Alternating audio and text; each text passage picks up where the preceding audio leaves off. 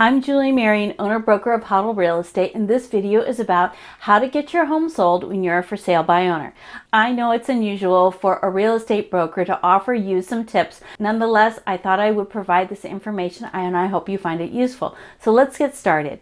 The first thing you're going to want to do is you're going to want to select a price. First of all, you are going to take a look at the solds that are in your neighborhood, and if you have a very unique house, you may need to go to another town and then adjust for the differences between the towns to get to a right dollar amount. If you get an appraisal done, the appraisers issue the appraisal for that specific day. And there's two reasons for that. When I took the appraising classes, they were explaining that back in the 80s when we had the savings and loan scandal, the appraisal industry was really taken to task because the appraisers had appraised all this property and they had a certain dollar value, and wasn't that the same? Well, market conditions changed, and so no, the property wasn't as valuable then as it was at the time that they were looking at it. So the appraisal industry then modified their standards, and it is only good for the day it's issued. The other example they gave was 9/11. So where you had, a market on one day, and then something catastrophic happened, and the market changed. So there is a difference between the value of your home and a marketing price. So you'll need to distinguish between those two things for how you will cast the widest net, because your goal is to get as many buyers in to make an offer on your property. You'll want to definitely implement that pricing strategy as well. Everybody's all over the internet, so you need to have your house look really great online. So how do you do that? You're going to go ahead and do that through photographs and video, and also you're going to want to provide some floor plans. So I highly recommend not using a cell phone. If you have a nice camera or you don't have a nice camera, then you'll need to pay a professional photographer to come and do that. A lot of the photographers also offer video, so you can talk with them about that, but you'll definitely want to spend some money there because you want to attract the buyer to your house. Another thing that a lot of people do is they fill out the seller's disclosures. Now, a lot of big brokerages in Massachusetts say, well, you need to fill this out. I do not have my sellers fill this out. My stance always is that that's what the home inspection is for. Now, if you're worried about the home inspection, one thing you can do, and I talk about this when getting ready to sell, is order a pre-home inspection.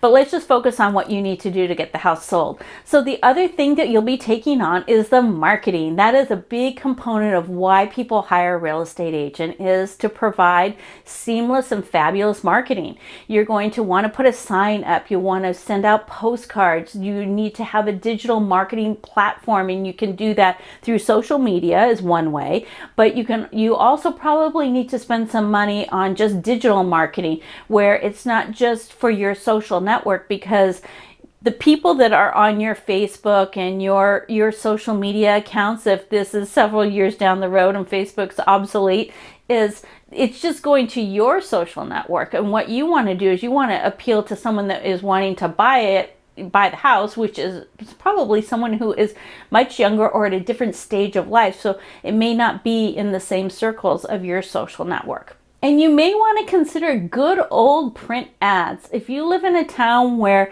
people have come to the coffee shop or they go out to dinner and they say, oh, I would just love to live here, it may be worth your while to go ahead and run a print ad.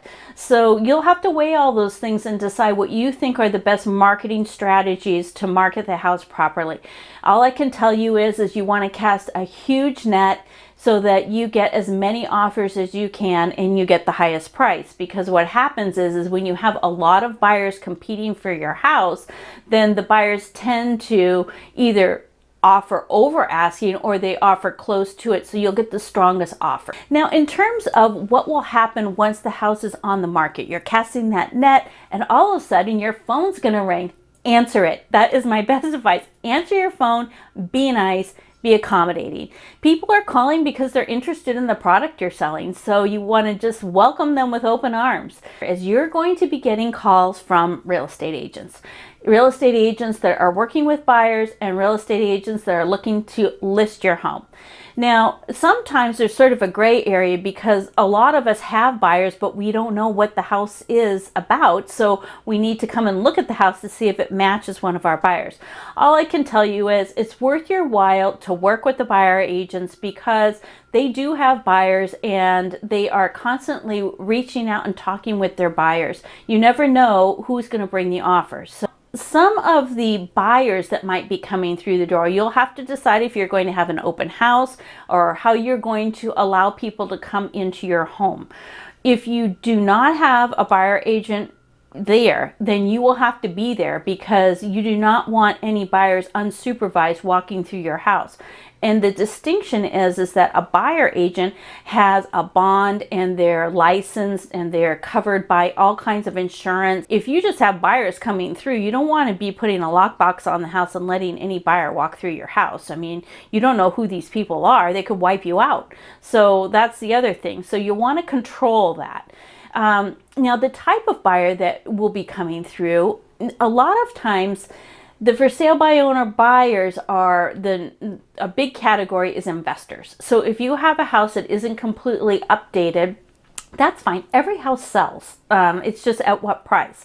So you may have investors come through. Now they're looking for deals. And the reason why they're looking for deals is if they purchase your house and they put the investment into whatever they think needs to be done, and then they're looking to make a profit. So they're really going to what I consider lower on the lower end of the offer price. The other kind of buyer that you might have is a buyer that really doesn't have the credit. So you might want to ask the buyers when they're calling you if they could send you their pre-approval letter.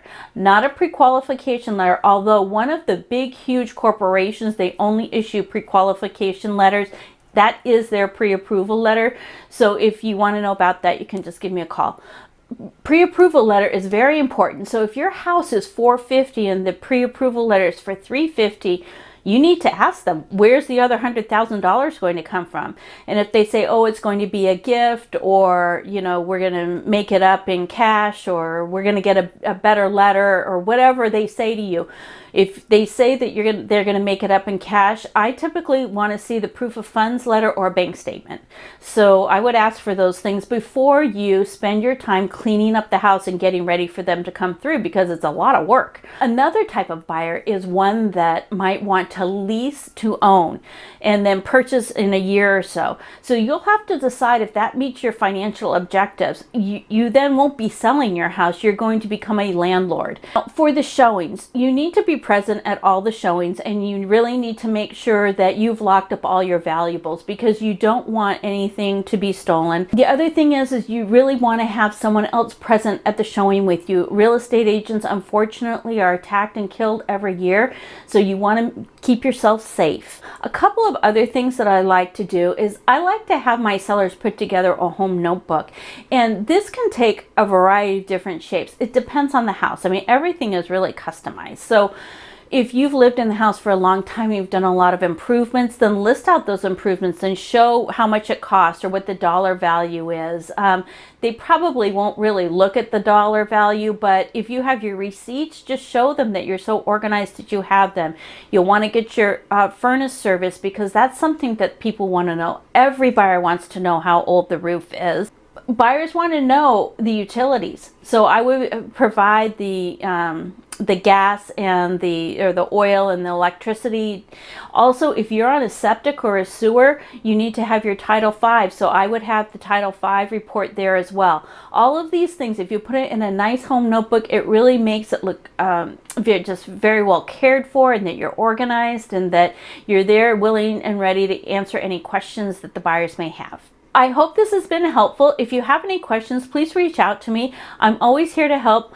I'm Julie Marion with Huddle Real Estate, where we buy and sell every home as it is our own. Make it a great day.